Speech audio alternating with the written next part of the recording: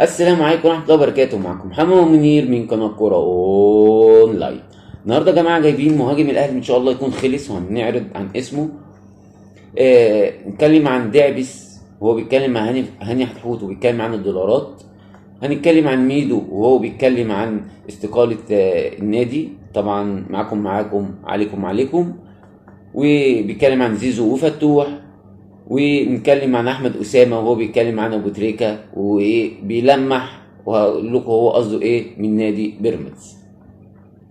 نبتدي الاول حاجه باحمد دابس ونشوفه بيتكلم مع هاني حتحوت، ويقول له انا اتصرفت في دولارات من بره. يعني الحكايه دي المفروض فيها مساءله قانونيه. نسمع كده. مين يغير الوضع من هنا لهنا؟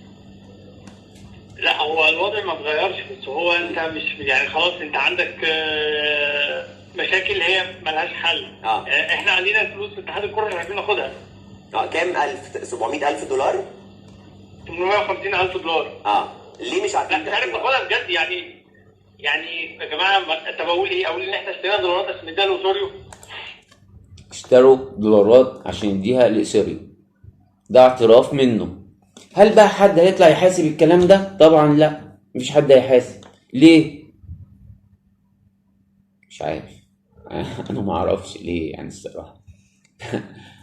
فمحدش طبعا هيحاسب ولا اي حاجه، بس الحكايه دي لو حصلت مع النادي الاهلي هاني حتحوت نفسه هيطلع يتكلم يقول لك ازاي حصل كده. اما هاني حتحوت ضحك، ابتسم كده ابتسامه خفيفه، يعني ايه اللي بيحصل ده.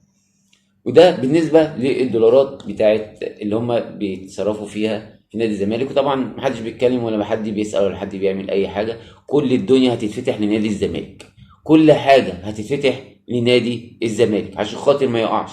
بس احنا عايزين باللوائح والقوانين، ما تفتحش كده هباء. وبيتكلم عن بيتكلم عن ان هو ليه فلوس عند اتحاد الكوره. طب ما اتحاد الكوره اساسا ليه فلوس قد كده عندك؟ اتحاد الكوره ليه فلوس قد كده عندك؟ يلا. حاجه تانية يا جماعه، رساله ميدو بيتكلم. تعال نسمع قال ايه ونرجع تاني. يعني في الوقت ده صعب جدا ان هو يمشي من النادي، واي حد هيجي يقعد على كرسي في موقف في نادي الزمالك لازم يفهم ان زيزو مهما كانت الضغوط ومهما اي حد حاول، زيزو مش للبيع. طب زيزو فتوح مش هو للبيع. التجديد فتوح ايضا لاستقرار فريق نادي الزمالك. ملف فتوح يعني ملف فتوح ملف صبحي شغالين عليه بشكل كويس. انا بصراحه يعني بشوف ناس بتنتمي للنادي الاهلي وبعض الاعلاميين بينتموا للنادي الاهلي بيحاولوا ينكشوا في موضوع فتوح. يعني ينكشوا فيه. بقول لهم ايه؟ الزمالك بيمر بمرحله صعبه، ما ينفعش وما يصحش ابدا الكلام اللي انتوا بتعملوه ده. بالفروسيه والشهامه ما يحصلش كده. لا يعني طبعا. يعني انت في الاخر انت ممكن تقول ان احنا ده الاحتراف وده كذا وبتاع. بقول لهم عيب، احترموا نفسكم، عيب. الزمالك بيمر بمرحله صعبه، واحنا يعني كلنا بنحارب ان الزمالك. بيقول لنا احترموا نفسكم، بيقول لهم احترموا نفسكم. عيب عليك انت والله، واحترم نفسك انت. ان مفيش حد بيطلع يتكلم غير، يعني حدش بيعمل الحاجات دي غيركم انتوا. انت برضو كنت بت بتتعاقد مع حسين الشحات ومع شريف، كنت بتتكلم معاهم وهم لسه في فترة انتقالات، وهم لسه في الفترة اللي فاتت دي. محدش طلع يتكلم ليه؟ يعني بطلوا كلام في الفاضي وخلاص. عيب عليك، وما تطلعش تتكلم كده وخلاص عشان عيب. ده بالنسبة لميدو و انتقال فتوح. طبعا زيزو مش عايزه يمشي، بيقول لك لا مساس بزيزو. زيزو مش هيمشي. زيزو لو مين هيجي وعايز زيزو مش احنا هنحاربه. احنا ميدو اساسا طول ما انت في النادي احنا مطمنين النادي بخير. انت وبامثالك كده، انت وخالد الغندور وما شابه ذلك. وسليمان وهدان طبعا طلع في القنوات كلها اللي فاتت، الايام اللي فاتت. النهارده طلع على القنوات كلها بيتكلم عن المطلوب، عن المظلوميه وعايشين فيها وقرارات فرديه وموضوع الحجز وممدوح عباس مش موجود. يعني ايه الكلام ده؟ يعني بيتكلم ان المجلس اللي فات كان بيتكلم عن دايما عايش في المظلوميه وقرارات فرديه من مرتضى منصور، وموضوع الحجز ده مش موجود، ان الراجل رفعه من شهر ومش موجود اساسا. ال ال الحسابات ما فيهاش اساسا فلوس. ده سليمان وهدان، وطبعا طلع فضحهم. طيب ده بالنسبه لسليمان وهدان وميدو وفتوح وزيزو. فتوح وزيزو. طيب نتكلم بقى عن ايه مهاجم، لا قبل مهاجم الاهلي، نسمع كده احمد اسامه قال ايه ونرجع تاني.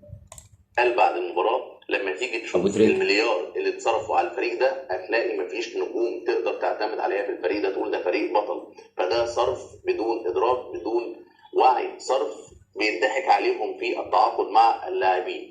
النقطة الثانية والأهم، قال إن فريق تشيلسي لو قابله فريق الاستوديو التحليلي في قناة بين سبورت، فريق الاستوديو التحليلي هيفوز. الأصعب اللي قال إن الثلاثي الهجومي لفريق تشيلسي يشابه الى حد كبير عزبة سمسمة. انا ما اعرفش مين عزبة سمسمة ولا مين مهاجمة عزبة سمسمة، لكن الحقيقة رفقا بالارقام يا تشيلسي الحقيقة تعرض لهزيمة من وست هام ونقطة واحدة من مباراتين. بعد كل الصرف اللي حصل ده اعتقد في امور صعبة جدا في كرة القدم، اعتقد الفلوس افسدتها، والارقام الخرافية المبالغ فيها دي مش دليل ابدا على قوة الفريق. لكن ده بالنسبة للدوري.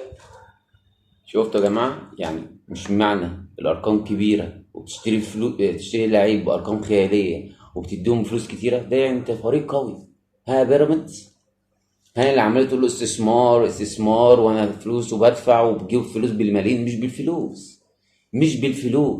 مش بكتر الفلوس ومن كتر ان انت تدي اللعيبه قد كده في الشهر او في السنه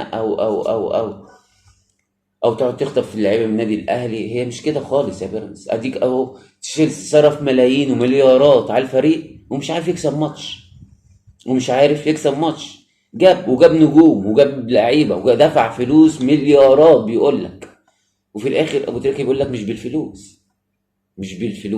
دي مفروض دي اداره ووعي وتخطيط وفكر، مش فلوس بس. ده بالنسبه لأحمد أسامة بيتكلم عن أبو تريكة، طبعا كان تلقيه عن بيراميدز. طب نتكلم بقى عن المهاجم يا جماعة اللي احنا شايفينه في المؤخرة كده في الآخر كده، إن المهاجم تقريبا هيبقى سوزا.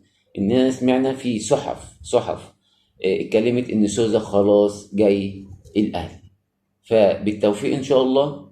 إذا كان سوزا هو اللي كان تم التعاقد معاه وجاي بإذن الله، والقندوسي خلاص تم اعارته والاتفاق مع نادي سيراميكا وهيروح بعد ما كولر اقنعه انه هو عايزه ومحتاجه في الفريق وعايزه تحت نظره يبقى موجود عشان خاطر يرجع للنادي الاهلي تاني. وبكده يا جماعه نكون خلصت حلقتنا، وما تنسوش معانا اللايك والاشتراك، والسلام عليكم ورحمه الله وبركاته.